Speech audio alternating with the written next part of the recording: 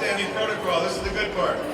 In tradition of making sure we're all fed first, but this year we decided to buck the trend and induct a new member into the Hall of Fame before dinner. Let's call this a very special appetizer. Tonight we will posthumously, that's a hard word, posthumously induct Harris Mullen into the Hall of Fame.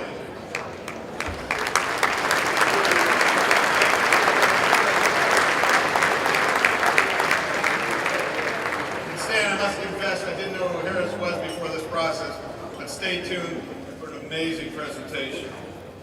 Many of you probably remember Harris as a visionary journalist and publisher, which he was, which you know about his connection with Ybor City. It's clear that Harris was a real estate renaissance man. Please turn your attention to the screen as we learn more about the tremendous life of Harris Mullen, publisher, Florida Trend magazine.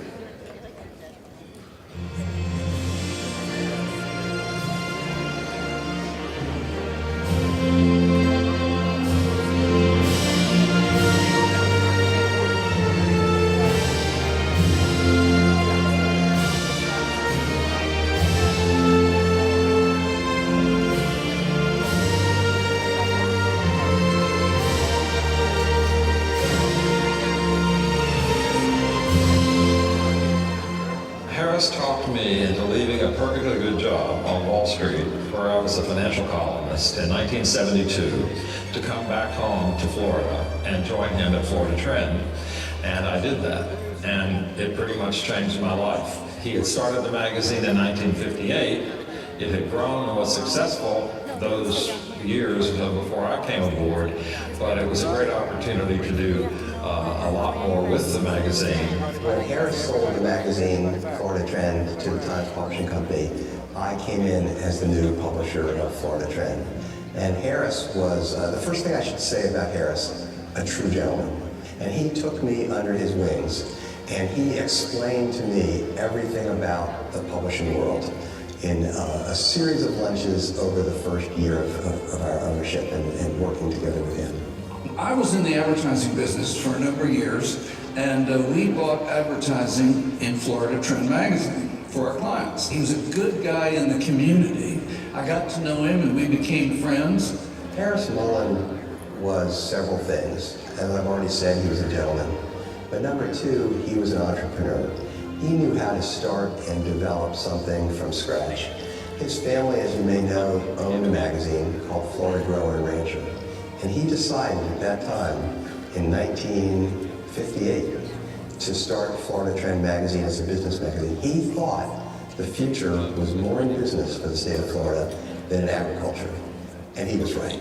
You know, Harris did something quite unique.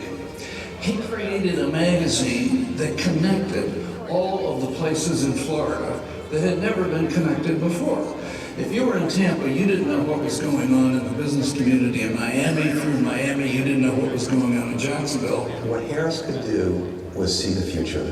The very first edition of Florida Trend in April of 1958 had a rocket ship taking off from Cape Canaveral. Who could have imagined that just a decade later, Americans would be landing a man on the moon, and that rocket would have taken off from Cape Canaveral? It was a first. And it enlightened a lot of people's eyes who didn't realize, first of all, how big and expansive Florida was, how active the business community was. It was a great connector. He was not afraid to speak truth to powerful people, regulators, politicians, elected officials of all kinds. And from time to time that was called for, and he did it. But he also had a great sense of dry humor. And then he went into Ybor City and became a pioneer. And he bought the Ybor Square building, which at the time was a huge gamble because Ybor City had not become redeveloped at that point. Well, I think a lot of folks may know that he was very interested in history and also the Civil War. So after his career in journalism and after he sold the magazine to the Times Publishing Company, he went on to write at least 2 books about the Civil War. He was really an important person in the history of Florida. He did a lot of things that changed Florida for the better. And he did a lot of things that changed Tampa for the better. So I think he's a perfect candidate for the Hall of Fame. And I applaud the fact that Harris is being inducted into the Tampa Bay Business Hall of Fame this year. Congratulations. This is an honor, and it's well deserved. So congratulations to Harris and to his entire family for this honor.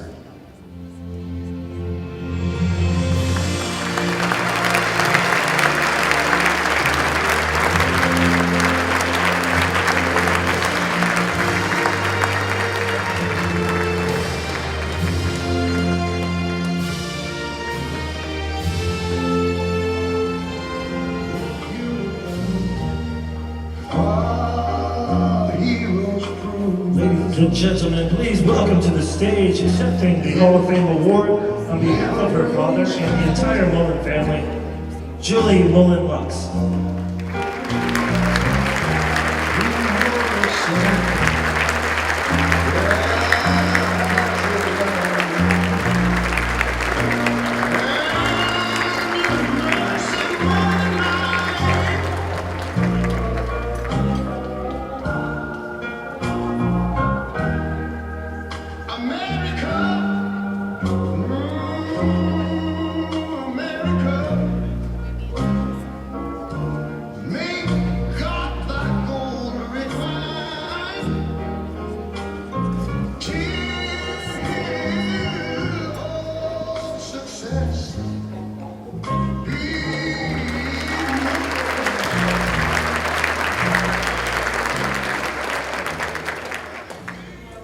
Thank you so much. I don't know where Tom and Jeff and Andy are, but that was wonderful, and he loved you guys so much. And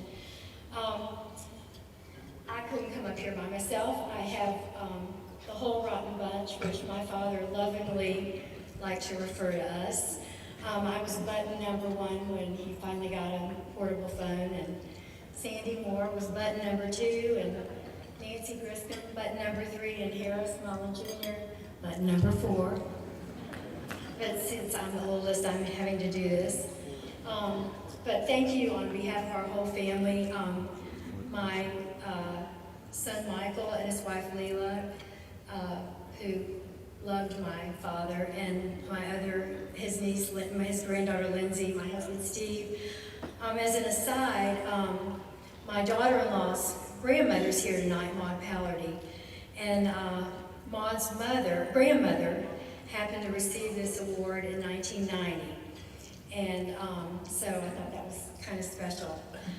She said her name was Maud Fowler, and they named Fowler Avenue after her, and I said, well, it's too bad they didn't name Kennedy at Boulevard, because everyone would have known where that is tonight. It is also very meaningful that tonight, 2 of my dad's oldest friends, who were original investors in the magazine, Richard Ferrier and Lee Davis, are here with us, and we're so delighted. We promise we will not let them talk. So growing up, Florida Trend, throughout our childhood, was just always Trend or Trend Magazine or the magazine. We aren't sure when it started to become Florida Trend, but we like it. We all collectively stuffed a gazillion envelopes, delivered coffee, typed letters in triplicate, with carbon paper on IBM Selectrics, with whiteout on hand, sorted magazines before zip codes and 2 state abbreviations, glued labels, and breathed the smell of ink from all the rumbling presses out back on Kennedy Boulevard. In the meantime, our dad preferred to peck away on his vintage Royal typewriter for as long as we can remember.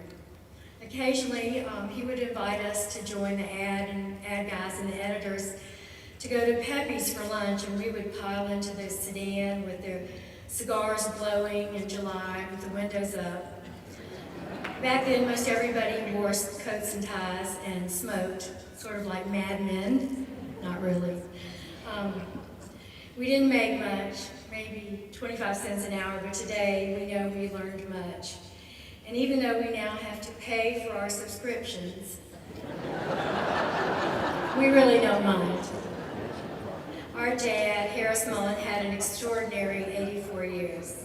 He was passionate about the city of Tampa and the state of Florida, and we know he worked on so many projects in his lifetime on behalf of downtown Tampa and Ybor City. He would have been extremely humbled at being inducted among such an esteemed group of Tampa leaders, many of whom were his close friends, and we remain so proud of him. In closing, we'd like to share one of his favorite sayings. As he began to slow down and experience the annoyances of aging and its limitations, he would say, "You know, the older I get, the better I was." Thank you so much to the Florida Council. Congratulations to the other recipients.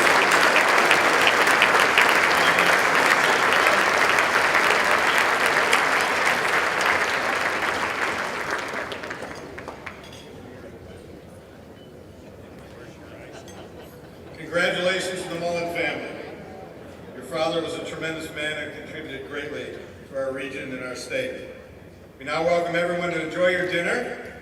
Our program will resume again shortly. Thanks very much.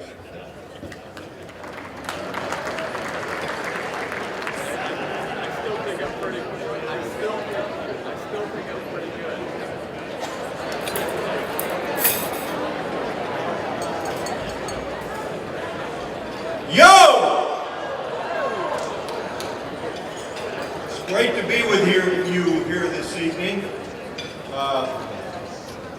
I've been to a lot of these in the past, and I have the good fortune of knowing all of our recipients this year, and I want to say our team did a very good job of selection. And I think they did a good job also of presenting the case for the Florida Council on Economic Education and telling you a little bit about what it does. You know, the fact is, it's really a travesty that many of our high school students graduate, if they do, without any understanding of how the economic system works, what free enterprise really means, or how to get along in real life from a financial perspective, when in fact, it's even more important for those that don't go to college that they get that education. So I hope all of you will join all of us again in trying to get Florida to recognize that we really need to improve economic education in our school system.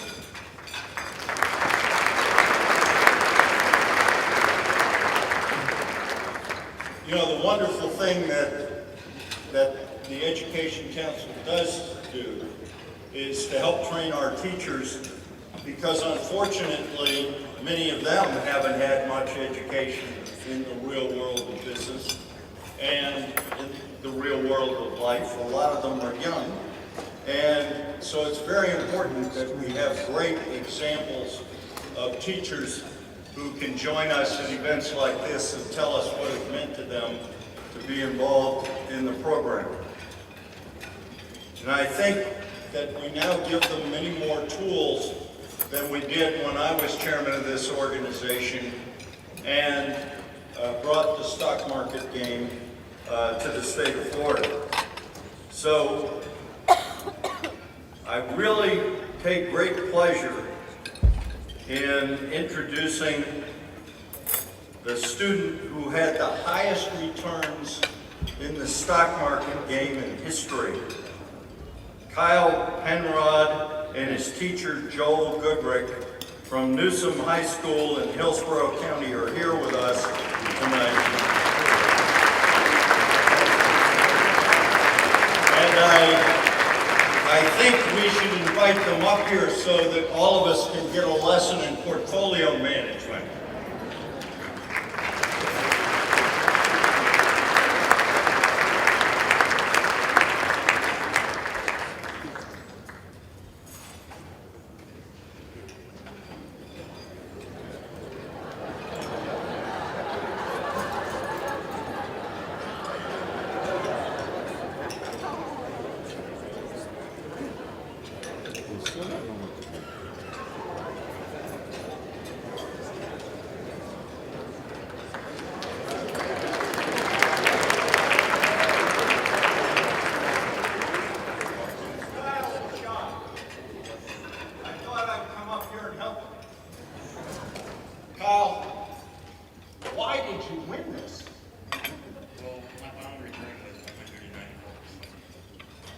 That's a pretty good number. And how long did it take you to do it? Around 9 weeks. Now, do you think that we've given him a realistic expectation of what kind of returns you ought to be able to earn? Probably not. Last time I saw the market's down year to date. So, you know, it isn't easy to get those kind of returns, and it wasn't when you got them, I guess. So, tell us about your technique. How did you get it done? Well, I did a lot of research, and I would look for the weekly and sometimes quarterly return to see if it was more invested and what it caught my eye. So, how many stocks did you have in your portfolio over that month? I can't count. Oh, really? Yeah, they look right. I tried out like it program. That's terrific.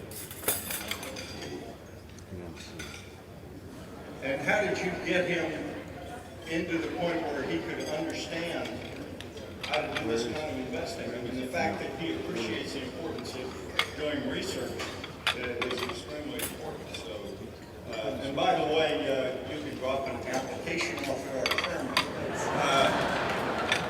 when you get through with your higher education. Well, first of all, just I'll agree with what everyone has already said tonight about how important personal finance absolutely is. And definitely the stock market contest is one of those activities that absolutely gets kids involved and really gets them motivated in a way that certain topics in economics aren't going to do. So this is definitely one of those real-world applications that got Kyle involved, got my other class involved, get students around the state involved. Pretty much the way that we ran this contest, it was again, since for high school students, this is the first time that they're having an experience where they're investing any real money or any money at all. And so pretty much a lot of this was trial and error at the beginning. And one good thing, especially in the semester, that Kyle won the competition. It was a 2-week trial run where at least it allowed the students to kind of have get a feel for at least what the stock market consists of, how the market actually works, investing in stocks, looking at commissions, and everything else. It gave the students a chance to really research a lot of these companies. And so this was something that for Kyle, for other students, on a weekly basis throughout the 9 to 10 weeks that we're in the contest. This was something where the more they got into it, the more they were recognizing where certain trends were in the markets, and also just where those ups and downs were occurring. And again, it's a short span of time, but in that span of time, I'm just proud of what he was able to accomplish. I wish it was real money, but it's one of those where So does he. But we're very proud of what he did. He did a great job. Well, what do you normally teach? I teach over at Newsom High School. I teach AP U.S. History, Economics, and also philosophy. Ah, Renaissance man. Well, it sounds like you understand a lot about investing too, so I'm glad that we have teachers like you who can lead these kids, and there were 25,000 trained in the stock market game. So, it's really a good enterprise and a good way to interest students, as you said, in how the financial system works and how the market works, although I'm afraid we've created some false expectations in this case. So, 194%. Wow. Congratulations.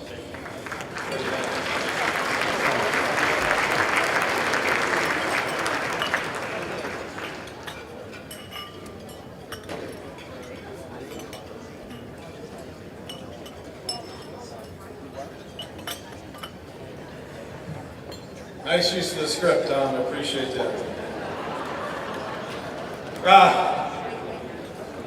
Now to give you some background on the Tampa Bay Business Hall of Fame, please join me in welcoming Paul Tash, Chairman and CEO of the Tampa Bay Times, and Claude McCarty, Managing Partner at KPMG Tampa.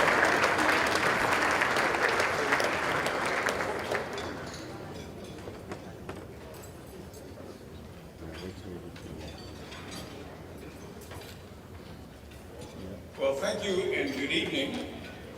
Since the Hall of Fame began in 1988, the proceeds from this event have allowed the Florida Council and the teachers it trains to help millions of students prepare for personal and financial success and to take their place in the workforce, in the community, and as the next generation of Tampa Bay business leaders, and we hope Tampa Bay Times readers.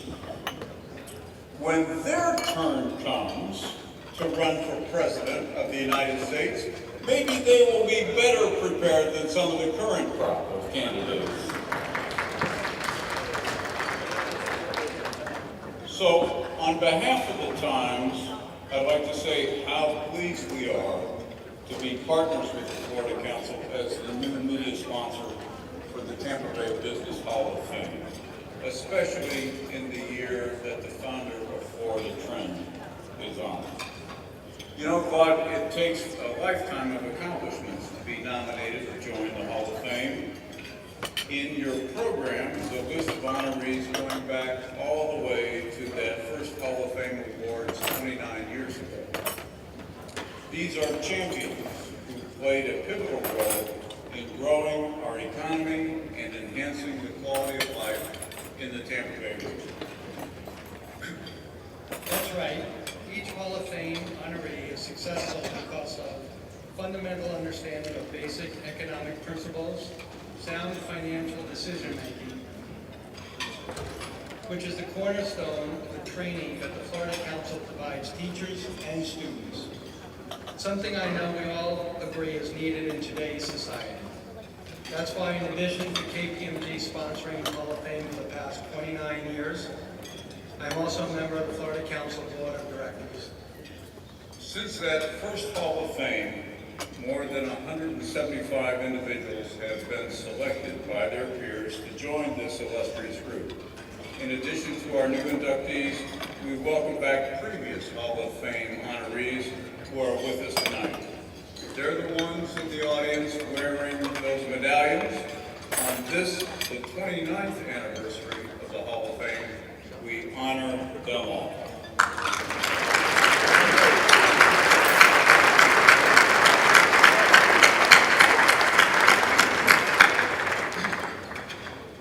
Florida Council of Economic Education relies solely on events such as the Hall of Fame to support its mission. Tonight, we'd like to express deep gratitude to our presenting sponsors, the Bank of Tampa, Fifth Third Bank, Glazier and Kasowitz families, KPMG, Susan and John Sykes, the Tampa Bay Buccaneers, the Tampa Bay Times, and Raymond James.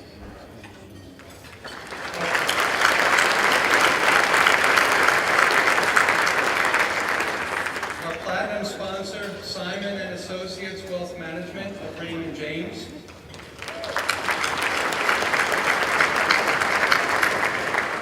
Our gold sponsors, Colton Fields, Creative Contractors, and Splitsville, Furman Motor Car Company, the Florida Council of Economic Board of Directors, Toro Fuente Cigars, Helios Education Foundation, Public Supermarkets Charities, Stan Levy and Craig Scher, the Tampa Bay Lightning, Tico Energy, and the University of Tampa.